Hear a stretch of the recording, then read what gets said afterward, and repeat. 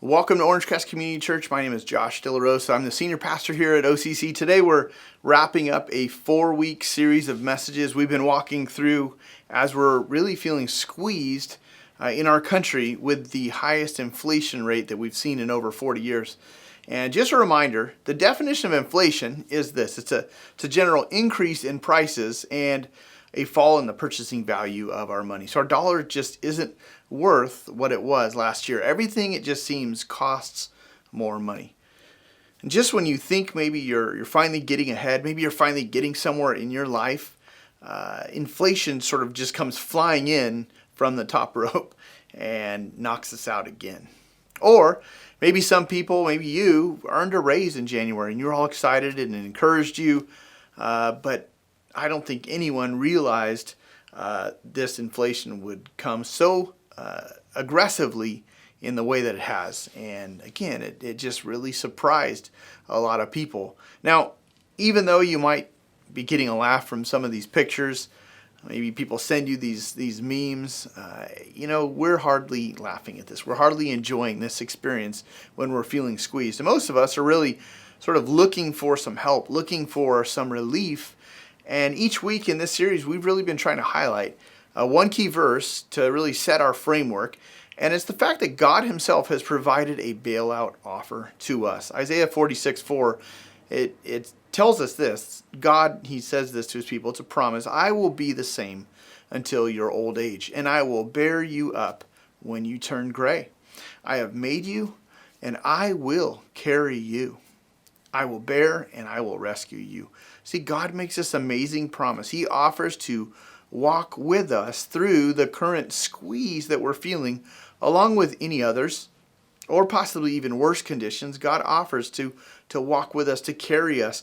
But we've been looking at the fact that there are some conditions that God has stated are involved in him carrying us. We have some conditions. So far, we've looked at 3 of them. Number 1, carry my load. We looked at this in week 1 of the series, that we would bear the burden of responsibility, that we would carry our load well. With the roles that we have in life, we would shoulder the weight of the load of whatever, maybe the job that we have or the role that we play. Maybe you're a parent, maybe you work for someone, maybe you're in charge of a company, maybe you're in training right now. But whatever it is, that you would carry your load in life. You'd bear the load. Second thing God gave as a condition is that we would choose contentment. And we looked at that in week 2 of this series, that we would have an attitude of contentment with what we have, that it truly is enough, and that we will trust that God has said this is enough, and that we could live with that. Doesn't mean that we wouldn't buy more, have a plan for maybe getting extra, but here's the thing. Contentment is just stating, I'm satisfied with what God has given. This is truly enough.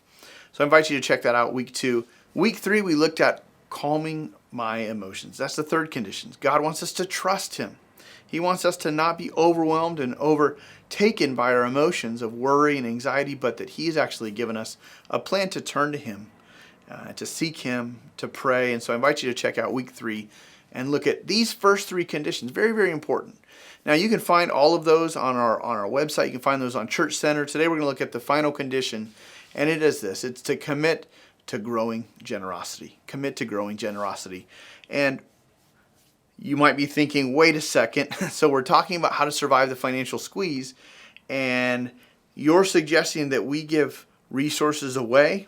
Like, how does that work? That sort of seems backwards at a time like this. If you would think that God would tell us, hey folks, in the financial downturns of life, just sort of hold on to everything you can. Grip it tightly, clench your hands around your resources and don't let go. Hold on. But it's interesting that Paul's final words to the church in Ephesus, a church that he'd spent 3 years with, in his final words with them, he quotes this statement from Jesus. It's Acts 20, verse 35. And he quotes Jesus in saying, it is more blessed to give than to receive. You've probably heard that phrasing before. more blessed to give than to receive. That's coming from Jesus. Well, it says that Paul makes this statement, quoting Jesus, then he kneels down, he prays with this church, and then he heads on his way. He leaves them. Now, Paul, are you really sure about that? That's your final words with this church? Because usually when I give, my bank balance drops. So it feels like when I give, I'm losing. How could this really be true? Maybe Jesus meant that in all other times, especially in times of plenty, that it's better to give, more blessed to give than to receive. But certainly, Paul, you're not saying, and Jesus wasn't intending to say that when we feel squeezed, we should still give. Now, I read a book just recently from two sociologists from the University of Notre Dame. Here's a picture of the book cover. It's called The Paradox of Generosity. And these two sociologists, these professors, they collaborated on this book together.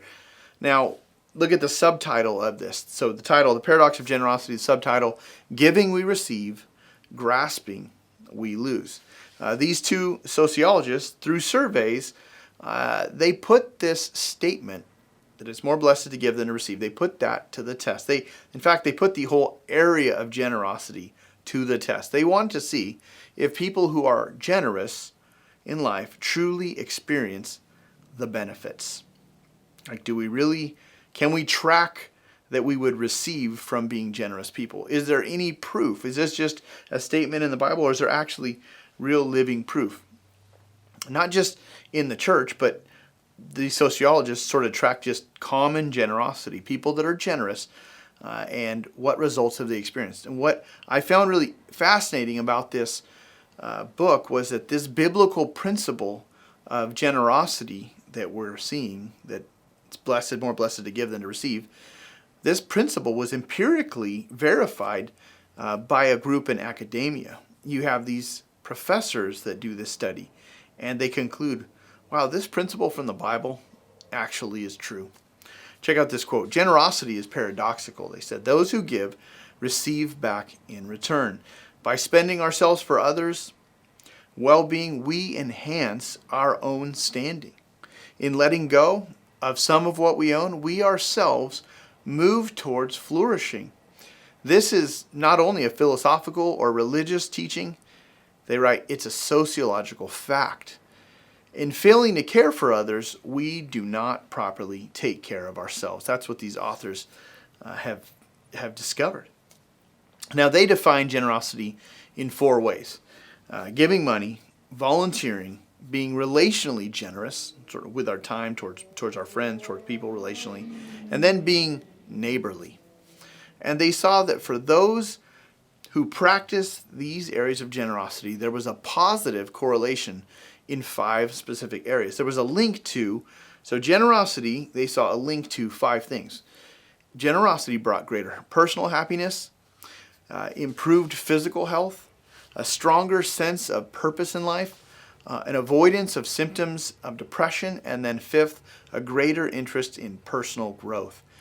And they took each area of generosity and they really studied individually those who were generous in these 4 different ways to see what difference do these areas truly make. And they basically supported their findings with charts, and it was just fascinating to see that across the board, the generous were happier, they were healthier, and just overall had an improved well-being. Again, this isn't just tracking church people. Some were religious, but some were just people that had chosen to be generous with their resource. Another interesting point about the book was that they found a significant difference between those who gave one-time gifts. They did one act of generosity or one gift, financial gift, or one relational transaction of generosity. They said there's a big difference between the one-time generous giver and those who built a practice. They actually declared that those who did one-time gifts, they wouldn't call those generous people. Those one-time givers, they didn't describe as generous. Now think about that. Think about it in terms of like a workout. If I do a one-time workout, like I went to the gym once last year, it didn't work. They found similarly that the one-time action of giving doesn't move the needle in the area of well-being. when they measured it. People didn't track a positive correlation of a one-time gift. And for example, one-time gifts of generosity were like giving blood one time in the year, or being an organ donor. That's a one-time act of generosity, being an organ donor. Or lending your possession. Or another one-time act would be giving money through a personal estate plan or a will. So wrap your mind around some of those for a moment, the one-time acts. In those cases, the authors just noted that in those one-time acts, there really wasn't much cost involved. For example, organ donation is a decision that we make in the DMV. After all, I'm no longer alive. I no longer need my organs. So I'm willing to donate them for science, or maybe for someone who's on an organ list and in need of that. It doesn't cost me anything because I'm no longer alive. Or giving money through my will. The author said, at that point, I'll be gone. I won't need those resources any longer. Or lending possessions. Really, it doesn't really cost me anything because I know I'm going to get it back in return. And so these one-time acts, they make a point to say this is different. And here's a quote: regular practices of generosity that are repeated over time and involve some amount of ongoing intention and attention have the capacity to form people in ways that increase their happiness in life. And so they make a point that it's the practice of generosity that really brings the difference. And if you're curious about this book, The Paradox of Generosity, grab the book sometime. They actually drill down on a number of other areas.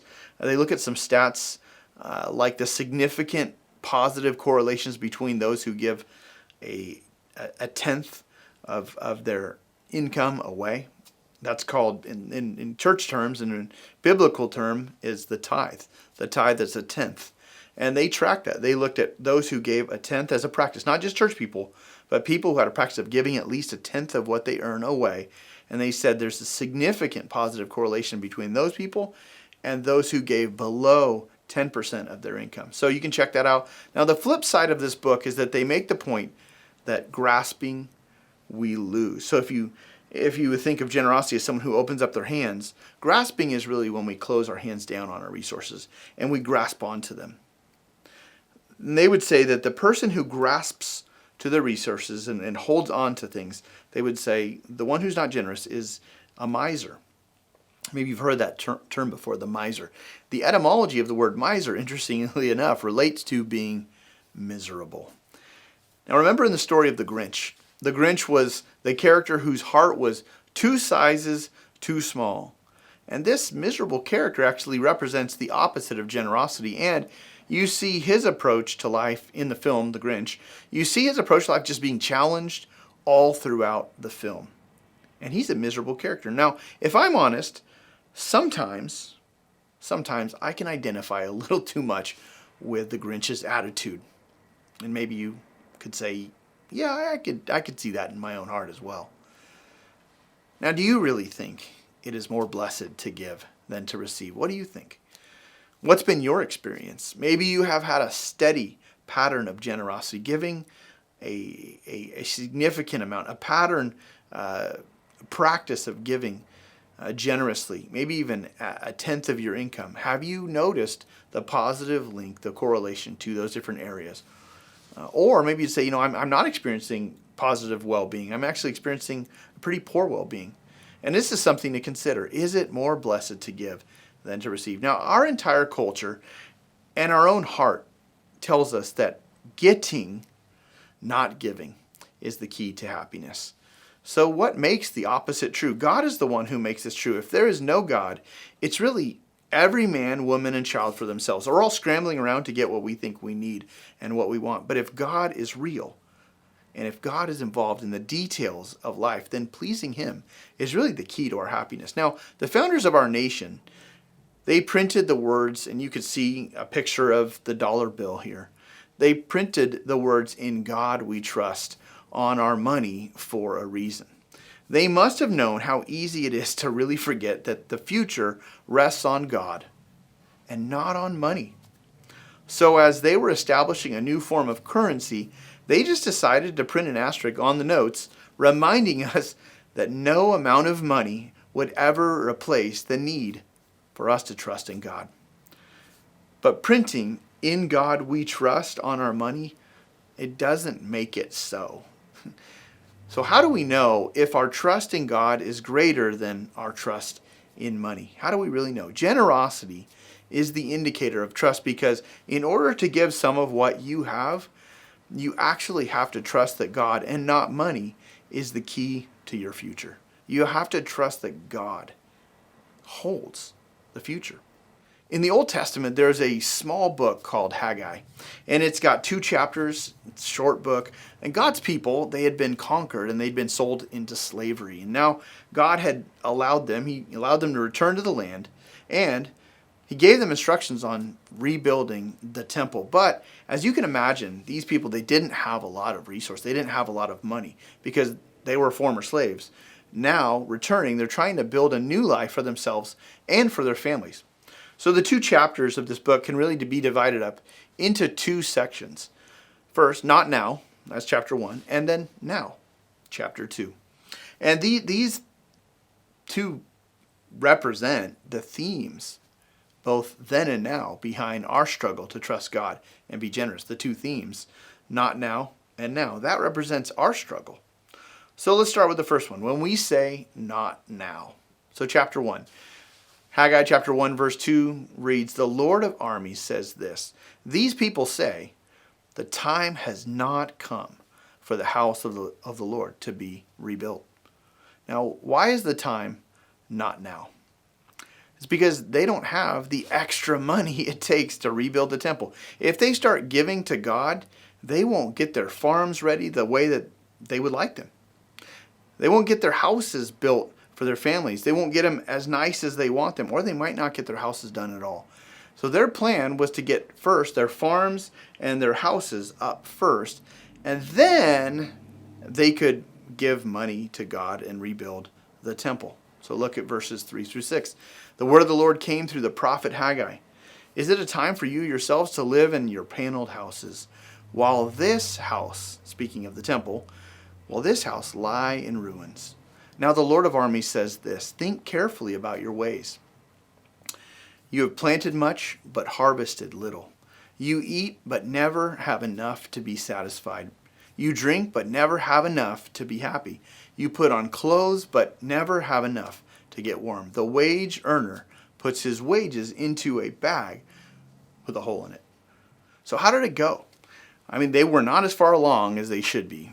Well, why is that? Well, maybe they were doing the wrong things. No, not really. They were doing things that should work. I mean, if you want a big harvest, then you have to plant a lot of seed.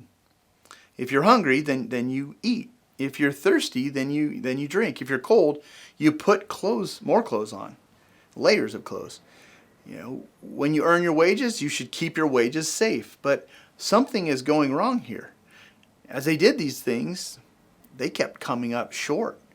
Well, why is that? God had actually brought about a decline because they decided that giving to Him was optional. They basically told God, not now. Not now. Now, as a parent, there have been many times where we had to spend money to address some sort of a medical need in one of my kids' lives. And my first thought was often, not now. This is just not a good time financially for this problem. So what did I do? Sorry, kids, this is just not a good time to deal with your asthma. So you're just going to have to wheeze a little bit longer, just a while, until we can afford to get you treatment or to go see the doctor. No, we didn't do that. We'd spend the money. You see, when something is a top priority, not now is never the response. Now, the people in Haggai were saying, now is just not a good time. And they were right, but what they were really saying is that there were other things more important to them than God. Now, God knows how easy it is for us to sort of move Him down the list of priorities. So God gives us a very concrete amount for us to give if we're a Christ follower. It's called a tithe. The tithe in the Bible just means the tenth part. The word tithe just means a tenth. And it's basically, we give 10% to God. If we're one of his followers, he asks us to give a tenth back to him. Now, you're thinking, and we often think, that's an awful lot of money. Why 10%? That's a significant amount of money. Does God need so much? Does he need money? Well, yes and no. Yes, in that the work of God on earth always requires money. In the Old Testament, God's work was centered around the temple. And since Jesus, it's centered around the church, and then the tithe was given to the temple. Now it's given to the local church. So yes, on the one hand, God's work on earth requires money. But no, on the other hand, in that God doesn't need you and me to fund his work.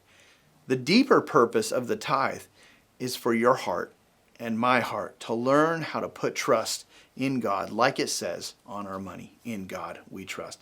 This is what God is teaching us through the tithe, to trust him. And we actually teach more specifically on the tithe and generosity and giving specifically at that amount in a class that's called Discovering Spiritual Maturity. We're actually going to offer that in February of next year, February the 5th. So maybe mark that down for 2023. And when it comes to this whole area, generosity changes us. In 45 AD, after Christ's resurrection, after his ascension, there was a famine about 12 years later. There was a famine that struck, and it lasted 5 years. And it struck Palestine, and the church in Jerusalem was struggling to survive. And so, one of the leaders, the Apostle Paul, he asked the other churches to give to support the church who was starving in Jerusalem. There was a huge need. And one of the churches who gave to the need was a small, struggling church in the city of Corinth. And so in Paul's second letter to the church in Corinth, Paul identifies the kind of impact that generosity always has on us when we give. Look at 2 Corinthians chapter 8, verses 1 and 2. He writes, "We want you to know, brothers and sisters, about the grace of God that was given to the churches of Macedonia. During a severe trial brought about by affliction, their abundant joy and their extreme poverty overflowed in a wealth of generosity on their part." Now let me tell you about what has happened in some churches that have given. Paul's basically saying the timing couldn't have been worse for them. There's a severe trial. Early churches were under extreme persecution. Often they were hiding for their lives. Second, Paul says there was extreme poverty. This group was struggling to find enough food, basically enough food to survive, to live on. But out of this group in Corinth, welled up two things that don't belong on a list that starts with severe trial and extreme poverty. And those two things are this: rich generosity and overflowing joy. You see, what lingered for these people long after their gifts had been given was overflowing joy in Corinth. The money was gone, but what stayed with them was joy. What was the source of this joy? It appears that their trials and the poverty, it appears that those things continued. So it was the generosity that produced this joy. And generosity is like a well. It taps down into the resources of God's joy.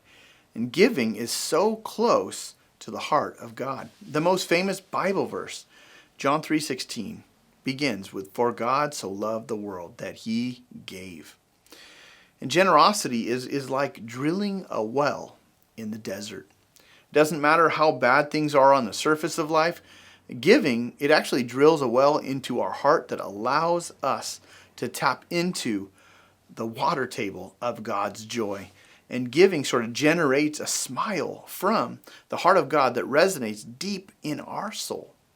Okay, here's the second theme in the book of Haggai, and it's this: when God says now. Now, what's the big question on the minds of most people these days? The question is, how long will inflation really last? Like, when will the stocks recover? In short, when will things start improving and getting better? The answer: when God says Now, we don't control that. You see, 3 months later, the people in Haggai responded to God's challenging words, and they actually started to give to the temple project. And as a result, God said, now's the time. So look at Haggai chapter 2, verse 18 and 19. From this day on, think carefully, from the 24th day of the 9th month, from the day the foundation of the Lord's temple was laid. Think carefully. Verse 19, is there still seed left in the granary? The vine, the fig, the pomegranate, and the olive tree have not yet produced, but from this day on, I will bless you. God's saying, I want you to remember this 24th day of the 9th month because it was the day you laid the foundation of the temple. You got started. You'll notice later what might seem a coincidence at first. He's saying it was on the day things started improving once you began to address the issue of the temple. He's saying, I want you to see this connection. What in your life would you like God to say now to? It may be something that's not even financial. I have always got something about which I'm saying to God, now would be a great time. You see, the timing of God's nows involves more than just giving money so that God will act. He's not some kind of cosmic vending machine. He generally will not say now to you when you're saying not now to him.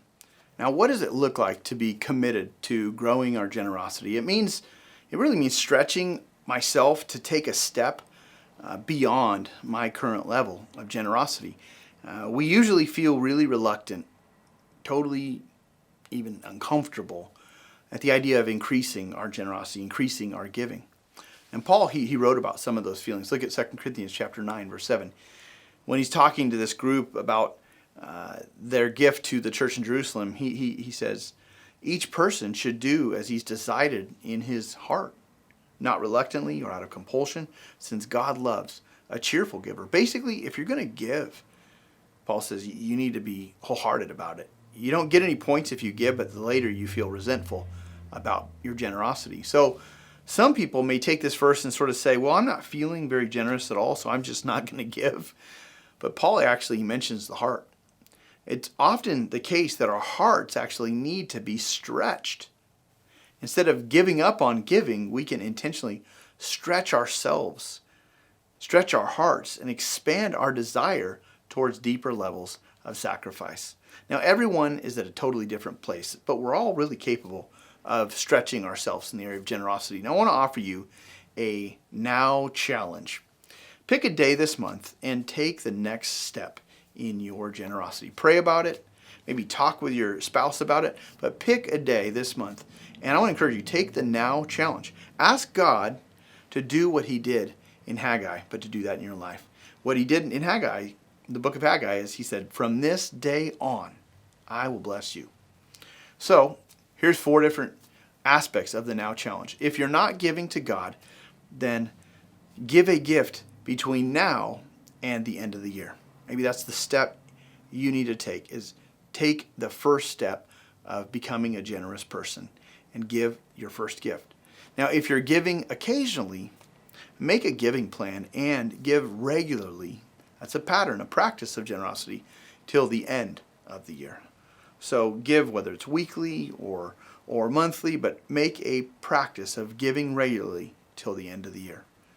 Third, if you're not tithing, if you're not giving 10% to God and you're a Christ follower, then tithe. Give a tenth between now and the end of the year. Build that practice of giving the tithe and track that through the year. Now, if you are tithing, then pray about giving a gift beyond the tithe, beyond the tenth by the end of the year. Now, taking one of these steps really allows you to test out what Jesus said, that it's more blessed to give than to receive. So I want to encourage you, will you take one of those challenges? Now, another point here is this, is that generosity changes the future. Not just us, but it changes the future. Look at 2 Corinthians 9, verse 12. For the ministry of this service is not only supplying the needs of the saints, but is overflowing in many expressions of thanks to God. You see, the gift looked like it was just going to supply for the needs of Christians in Jerusalem. But these gifts that the church in Corinth gave were actually the first dominoes in a long line of dominoes. These dominoes really are dominoes. We can think of this as dominoes of thanks. When you give in the name of Christ to his church, like those Corinthians did, it multiplies thanks. Well, how? Well, if you're a follower of Christ, are you grateful for his mercy? Of course you are. Of course you are. Well, how can you multiply that thanks? By remembering to thank God more. That's good, but that's just addition, not multiplication. Thanks is multiplied when there are more thankers who are thanking God, more people. And when you give to a church, you're giving to see people's lives changed. The people who have been forever changed by what God is doing in this church, they are grateful to God. They don't know that your gift was a part of making that happen. They thank God. They don't thank you. They don't thank me. They thank God. But we know, and God knows, that we are a part of that thanks. And I want to show you a video of the impact that your generosity is making here through the ministry of Orange Crest Community Church on 3 different levels. First, on a local level, in and through our ministry here in Riverside, and then regionally in our state as we have been supporting a church that we planted in Santa Clarita, and then internationally. You'll see more about one of our partners in Papua New Guinea, the Rimstead family. We've been supporting this family monthly for years, and we even helped cover the funds to build their house in the jungle. And this family is now they moved into a tribe, an unreached people group who'd never heard about God before. They've never heard God's stories. The tribe is called the Malayali people.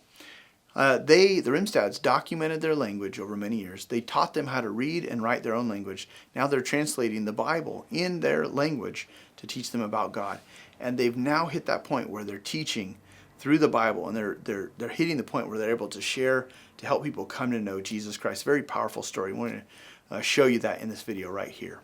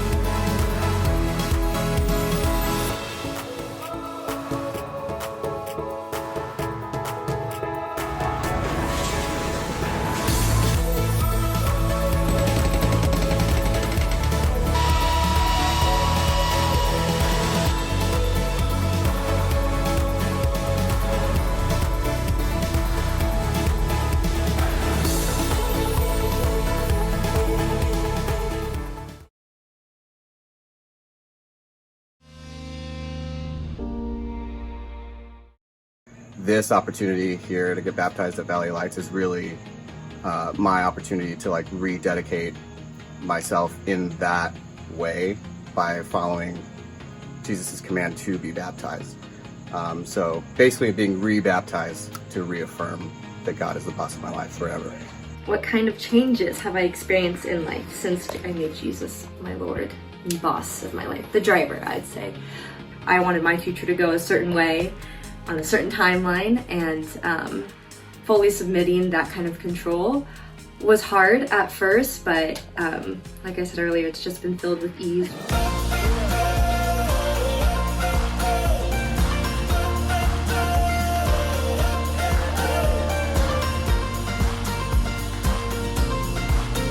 Jesus is my Lord and the Bible is my guide.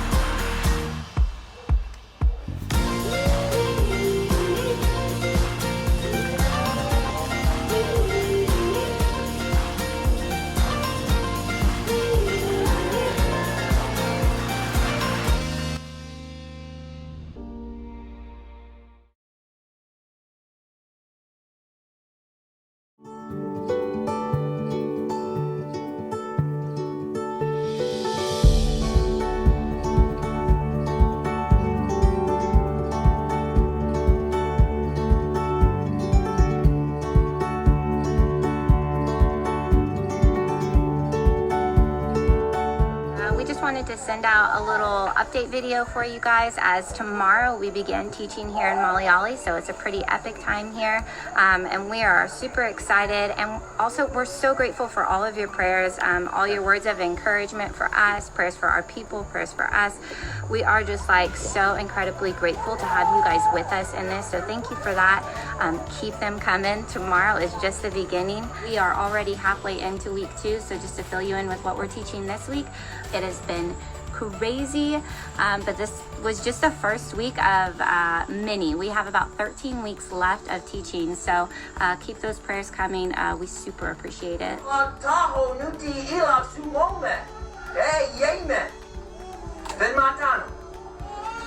Satan lo koyo kwe pohali titlet ye iva. Te avi apkeni me. Usually nalawan te me tu awit te God iva miafano. Satan lo koyo kwe alolwath avi el miafaname. Yeah, people are pumped. We're so grateful that the people are excited and they are faithfully coming, which is Huge. a shock. Yeah. Yeah, it definitely has been a shock to us because our people are in hamlets and they are living all over the mountainside.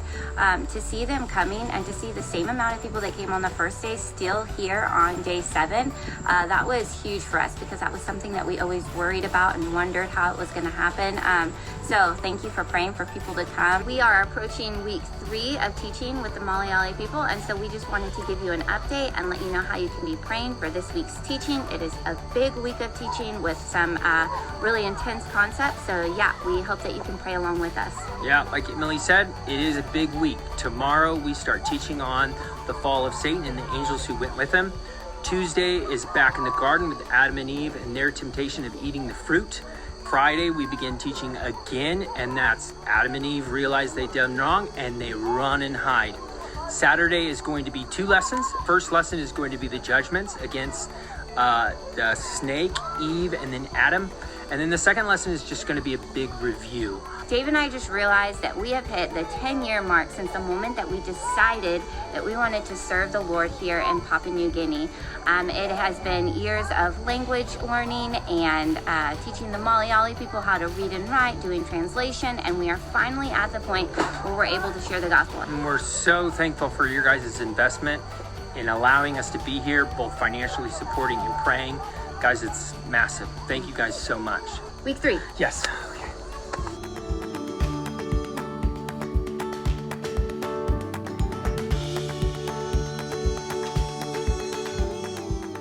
Now, this is just a slice of the impact we're having and the groups and the causes that we partner with monthly to help change lives.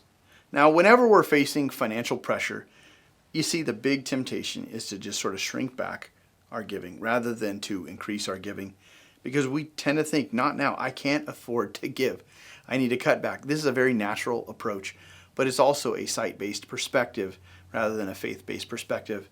When we're feeling squeezed financially, rather than shrinking your generosity, what if you were to increase your commitment to it? What if you were to take a step and make a commitment even to take that now challenge? I would just encourage you to prayerfully walk through this, to reflect on some of what we've covered today. We want to thank you for being a part of this series here at Orange Crest Community Church. We've come to the end of this series, and I want to remind you of that promise from Isaiah 46:4. God says, I will be the same until your old age. I will bear you up when you turn gray. I have made you. I will carry you. I will bear and rescue you. This is God's promise to us. And I want to encourage you to take hold of that promise And encourage you to maybe walk back through this whole series. If you just jumped in at this message, walk back through. And I want to invite you to join us for one of our live services Sundays at 9 and 10:30 at the Orange Terrace Community Center here in Riverside, California.